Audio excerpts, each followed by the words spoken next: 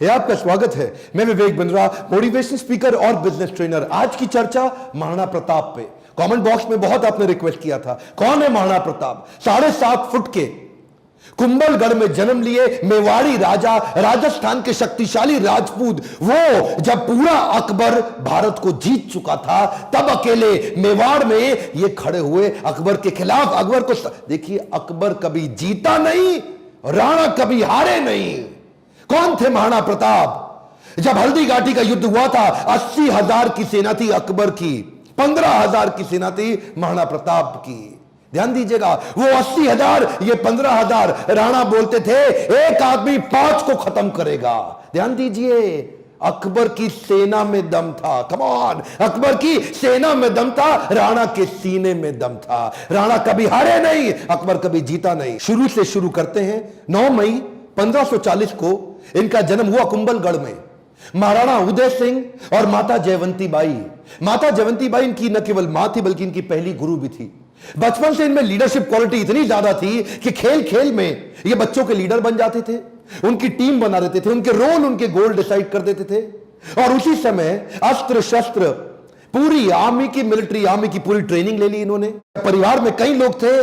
सिसोदिया वंश में बप्पा रावल, राणा हमीर, राणा सांगा, राणा प्रताप, लेकिन महाराणा केवल राणा प्रताप को बोला गया। देखिए, महाराणा उदय सिंह की दूसरी पत्नियां भी थी। उनमें से एक थी महारानी धीरबाई, जो चाहती थी कि उनका पुत्र जगमाल राजा बन जाए मेवाड़ का, और बाकी पत्नियां चाहती थी कि उनके बच्चे राजा बन जाए। यह था परिवार में टूट फूट। अकबर बहुत तेज था, वो जानता था कि बड़ा आसान तरीका है, इन्हीं राजपूतों को आपस में लड़वा दो, कुछ को अपने साथ ले लो, बाकियों को खत्म करना आसान हो जाएगा। वही हुआ, राजपूतों में आपस में लड़ाई हो गई। जब जब घर टूटेगा, तब तब पड़ोसी आके लूटेगा। यही हुआ, हर बार ऐसा होता आया है। ये पहली बार तो हुआ नहीं है। 326 बीसी के अंदर जब सिकंदर भारत आया था, तो महाराजा आम्बी ने पोरस को धोखा देके उनसे संधि कर ली। पोरस हार गए। मोहम्मद गौरी कभी पृथ्वीराज चौहान को ना हरा पाते, जयचंद उनके साथ मिल गया, इसीलिए पृथ्वीराज चौहान हार गए। ब्रिटिशर भी हमारे देश में क्या कर लेते, वो तो ग्वालियर के सिंधिया, इंदौर के होलकर, हैदराबाद के निजाम और पटियाला के राजा 1857 में इन्होंने धोखा दे दिया, इसलिए हमारा देश मार खा गया था। और इसी तरह मुगल भी महाराणा प्रताप को कभी हरा नहीं पाते। वो तो जब परिवार टूटेगा, तब तब पड़ोसी आके लूटेगा। आमेर के महाराज को इन्होंने अपने साथ ले लिया, टोडरमल को अपने साथ ले लिया, जयसिंह को अपने साथ लिया। इन्होंने परिवार के ही लोगों को तोड़वा के अपने साथ जोड़ लिया। अकबर स्मार्ट था। यहां पे महाराणा प्रताप अकेले पड़ गए, लेकिन भीलों की सेना बनाई। वो जो जंगली भील होते हैं, उनकी मदद ली, उनको ट्रेन किया। ये हारे नहीं कभी। महाराणा प्रताप वो आते थे, इनको फिर अटैक करते थे। थोड़े दिन के लिए महाराणा प्रताप इधर उधर निकल करके फिर दोबारा नई सेना बना के फिर खड़े हो जाते।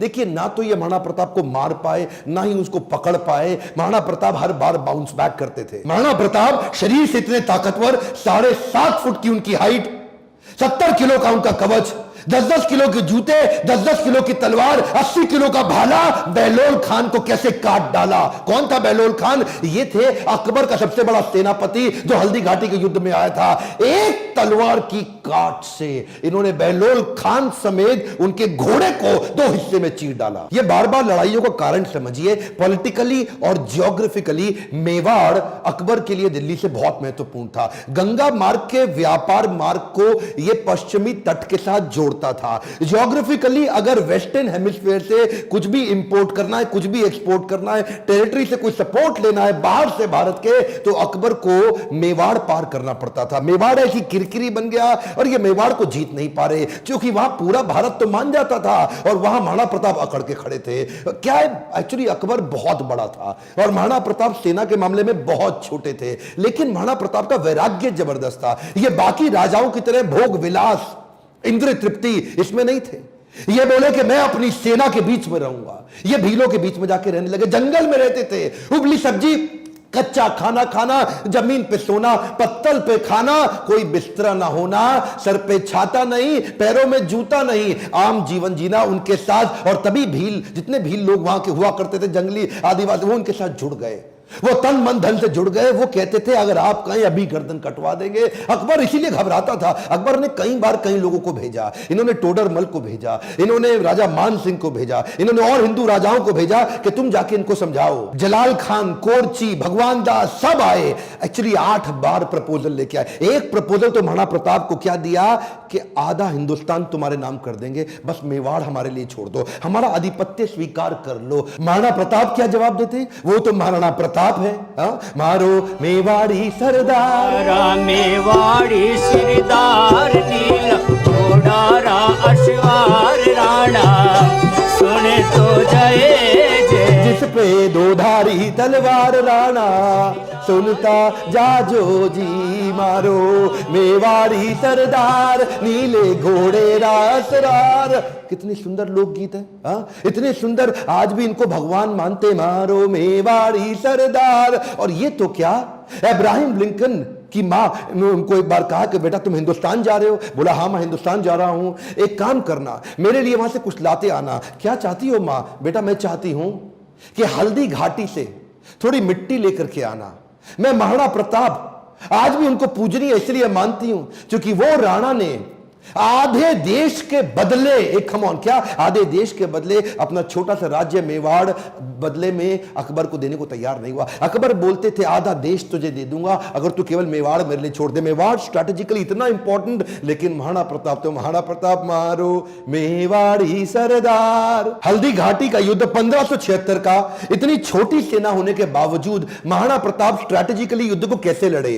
देखिए अरावली की जो रेंज थी, पहाड़ियों की और घाटियों की, उसकी बहुत जानकारी थी इनको। कीका ये वहीं पैदा हुए, वहीं घूमे। छापामार युद्ध, द्विकंटक नीति, सैनिकों को बोले पहाड़ियों में ऊपर से और घाटियों के नीचे से पूरी तरह कवर करो, और अफगानी राजाओं को अपने साथ लिया। हाकिम खान जो उस समय अकबर के खिलाफ था, ये जैसे जैसे अकबर इनके खिलाफ लड़ते, ये भी अपने स्ट्रेटेजिक अलायंस को बिल्ड करके अफगानी राजा को अपने साथ लेके आए। बहुत छोटी सेना के बावजूद अकबर के छक्के छुड़ा दिए। अकबर सामने नहीं आता था इनके, अकबर को डर था। इनकी तलवार, अकबर की हाइट कम थी, एक बार मारेंगे घोड़े हाथी समेत काट देंगे। चेतक इनका इतना पावरफुल घोड़ा कि उसके आगे ना सूंड लगा देते थे। हाथी कंफ्यूज होता था कि ये घोड़ा नहीं है, कहीं हाथी तो नहीं है। था साथी तेरा घोड़ा चेतक जिसमें तू सवारी करता था, थी तुझमें ऐसी कोई खास बात जो अकबर तुझसे डरता था।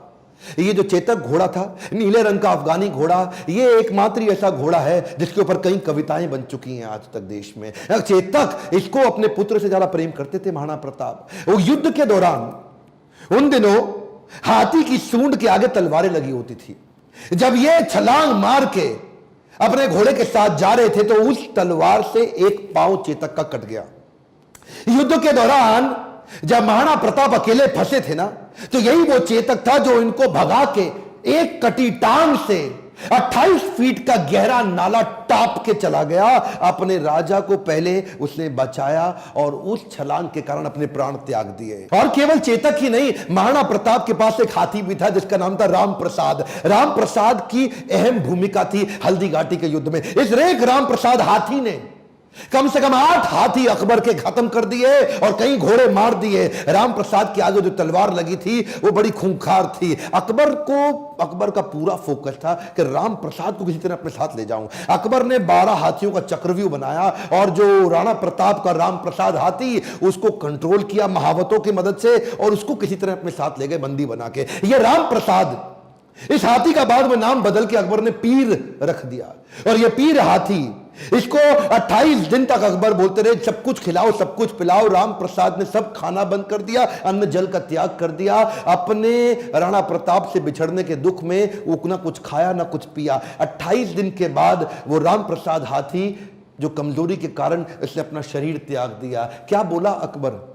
अकबर बोला जिस महाराणा प्रताप के हाथी ने मेरे आगे सर नहीं झुकाया, मैं उस महाराणा प्रताप का सर कैसे झुकवा दूंगा। 1580 में अकबर ने फिर ट्राई किया। इस बार अपने अब्दुल रहीम खान खाना, जो उनका सबसे शक्तिशाली सूबेदार, उसको सूबेदार नियुक्त किया इस बार अजमेर में। और क्या बोले, मैं तुम्हें जिम्मेदारी देता हूं कि तुम इस बार मेवाड़ को किसी तरह जीत के मुझे ला दो, मुंह मांगा इनाम दूंगा अगर महाराणा प्रताप को पकड़ लाए। इधर कुंवर अमर सिंह जो कि सेनापति थे महाराणा प्रताप के, उन्होंने अब्दुल रहीम खान खाना को कंफ्यूज करने के लिए शेरगढ़ के पास एक अटैक किया। अब्दुल रहीम खान खाना का जैसे ही ध्यान भटका, कुंवर अमर सिंह उधर उनकी बेगम सहित उनके परिवार को बंदी बना के ले आया, उनकी बहू बेटियों को ले आया। पर जैसे ही महाराणा प्रताप को बात पता चली, उनको बड़ी आत्मग्लानि हुई, बहुत बुरा महसूस हुआ।